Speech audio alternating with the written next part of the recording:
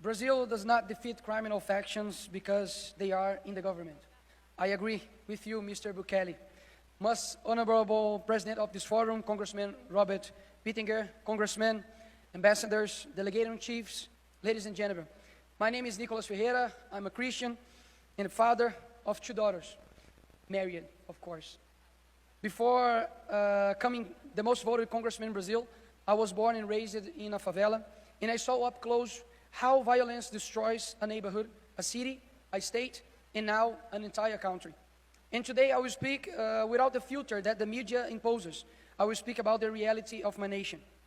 Today in Brazil, there are 88 mapped criminal organizations operating from inside Brazilian prisons. Of these, 72 operate locally, 14 regionally, and 2 transnationally.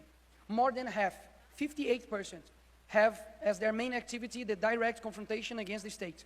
In other words, they no longer hide. They openly challenge the state.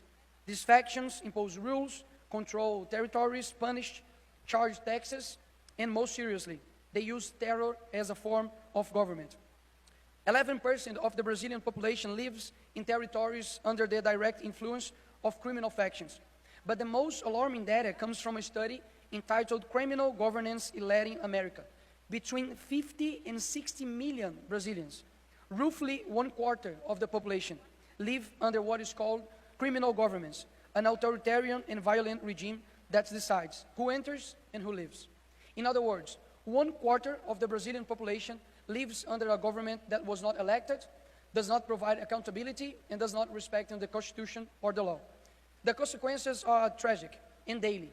In their own system of justice, the Red Command, one of the most notorious Brazilian factions, uses several methods of torture and execution to punish misconduct, eliminate rivals, and repress residents who oppose or report their activities.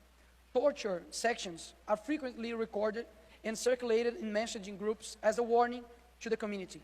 The newest method involves both torture and corpse disposal using alligators. Yes, ladies and gentlemen, alligators. Another consequence brought by criminal factions is the warlike atmosphere and the rise in deaths caused by stray bullets. According to the Crossfire Institute, the number of stray bullets victims in Rio de Janeiro grew up by 58% in the year 2025. In the first 75 days of this year, 41 people were struck compared to 26 in the same period the previous year. Innocent people, children, workers, father, die simply for being in the wrong place, in the wrong country. And once again, I agree with President Bukele when he says that the first step